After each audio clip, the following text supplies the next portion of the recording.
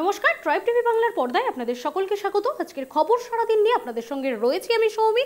শুরুতেই যে গুরুত্বপূর্ণ খবরের দিকে নজর রাখবো। রায়গঞ্জে এসি ও সিআই এর আইন অমান্য কর্মসূচিকে ঘিরে ধুন্ধুমার কাণ্ড। রায়গঞ্জে রাস্তায় গড়াগড়ি খেলো আন্দোলনকারীদের ধাক্কায় পুলিশ আন্দোলনকারীদের মধ্যে ধস্তাধস্তি হয়। আন্দোলনকারীদের গ্রেপ্তার করে পুলিশ, পরে তাদের ব্যক্তিগত জামিনে ছেড়ে দেওয়া হয়। আপনাদের আরও একবার জানিয়ে রাখি, এসি ও সিআই এর আইন অমান্য কর্মসূচিতে ধুন্ধুমার কাণ্ড রায়গঞ্জ শহরে। আন্দোলনকারীদের ধাক্কায় রাস্তায় লুটিয়ে পড়ে গড়াগড়ি খেলো পুলিশ আন্দোলনকারীদের মধ্যে ধস্তাধস্তি হয় রীতিমতো। আন্দোলনকারীদের গ্রেপ্তার করে পুলিশ, পরে তাদের ব্যক্তিগত জামিনে ছেড়ে দেওয়া হয় বলে সূত্রের খবর।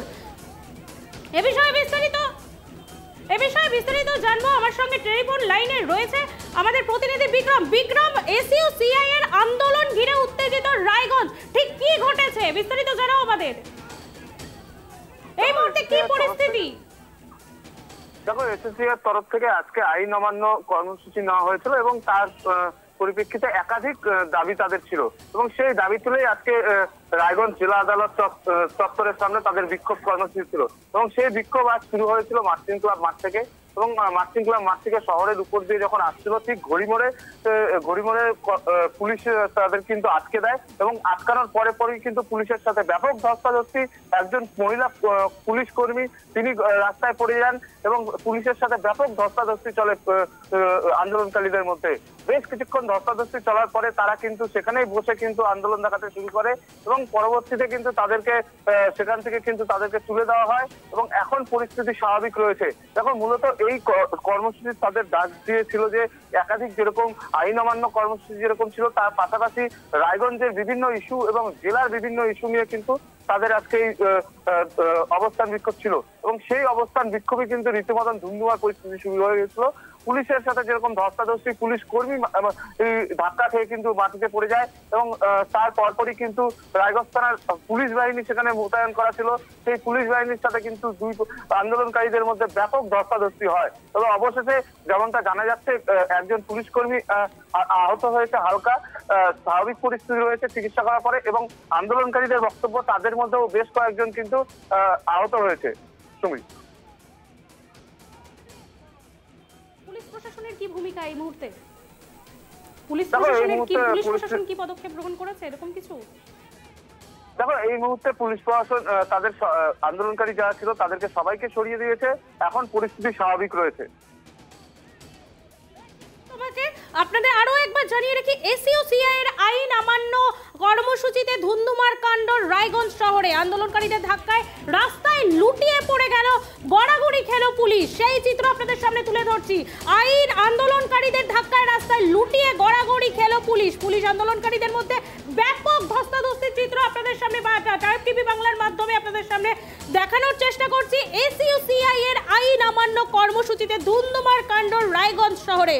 আন্দোলনকারীদের ধাক্কায় রীতিমতো লুটিয়ে পড়ে গড়াগড়ি খেলো পুলিশ আন্দোলনকারীদের মধ্যে ব্যাপক ধস্তাধস্তি হয়। আন্দোলনকারীদের গ্রেপ্তার করে পুলিশ এবং পরে তাদের ব্যক্তিগত জামিনে ছেড়ে দেওয়া হয়, এমনটাই সূত্রের খবর। আজকে আমাদের এই আইন অমান্য কর্মসূচি, যে দেশের যে প্রিভেইলিং যে আইন যে শিক্ষা স্বাস্থ্য প্রতিষ্ঠানে কর্মরত অবস্থায় ডাক্তার অভয়া খুন হয়ে যায়, তার বিচার পাওয়া যায় না, তার বিরুদ্ধে আমাদের আইন ভঙ্গ করছি। আমরা আইন ভঙ্গ করছি। আজকে মাধ্যমিক উচ্চ মাধ্যমিক পরীক্ষা তুলে দিচ্ছে, জাতীয় শিক্ষানীতির মাধ্যমে গরিব মানুষের মেহনতি মানুষের শিক্ষাকে কেড়ে নিচ্ছে, তার বিরুদ্ধে আমাদের আইন অমান্য। আজকে আমাদের আইন অমান্য ড্রাগ, মদ এবং পাতার নেশায় ছাত্র যুব সমাজকে ধ্বংসের দিকে ঠেলে দিচ্ছে, তার বিরুদ্ধে আমাদের আজকে আইন অমান্য। আজকে আমাদের আইন অমান্য স্মার্ট মিটারের নাম করে স্মার্টলি লুটের বিদ্যুতের ক্ষেত্রে যে ব্যবস্থা করেছে, তার বিরুদ্ধে আমাদের আইন অমান্য। আমাদের আইন অমান্য কৃষকের ফসলের বস্তার গায়ে যে এমআরপি রেট থাকে, সেই রেটে তারা সার পায় না, 500 টাকা 1000 টাকা বেশি বস্তা পিছু দিতে হয়। ফলে এই সারের কালোবাজারির বিরুদ্ধে এবং সারের এমএসপির দাবি, ফসলের এমএসপির দাবিতে আজকে আমাদের আইন অমান্য। আমাদের আইন অমান্য বারসই থেকে রায়গঞ্জ সড়ক পথ তা স্থাপন করতে হবে, কালিয়াগঞ্জ বুনিয়াদপুর এবং ডালখোলা রায়গঞ্জ রেলপথ স্থাপন করতে হবে, রায়গঞ্জে drainage system, underground drainage system চালু করতে হবে এবং রায়গঞ্জে সমস্ত রাস্তাগুলি ভাঙাচোরা অবস্থায় আছে, রাস্তা সারাই ব্যবস্থা করতে হবে। গোয়ালপুকুরে কলেজ এবং সমস্ত ব্লক হাসপাতালগুলোতে ডাক্তার নেই, 24 ঘন্টা পরিষেবা পায় না, তার বিরুদ্ধে আমাদের আইন অমান্য। কিন্তু তো আপনাদেরকে আটকে দেওয়া হলো তো। হ্যাঁ, আমাদের যে যে আইন আমাদের রক্ষা করতে পারে না, সেই আইন একটা ন্যায্য দাবিতে আইন যে আন্দোলন, সেই আন্দোলন তারা আটকে দেওয়ার ক্ষমতা তারা রাখে। ফলে আজকে তারা আমাদের এখানে আটকে দিয়েছে। আমাদের কারা আটকেছে? আজকে পুলিশ প্রশাসন আমাদের আটকে দিয়েছে এবং আমাদের ছেলে মেয়েদের সাথে, আমাদের কর্মীদের সাথে ব্যাপক ধস্তাধস্তির ঘটনা ঘটলো, এই আহত হয়েছে কেউ কেউ। ফলে আজকে এরও বিচার আমরা চাইছি, এর বিরুদ্ধে আমরা প্রতিবাদ দিবসের ডাক দিব আগামীকাল।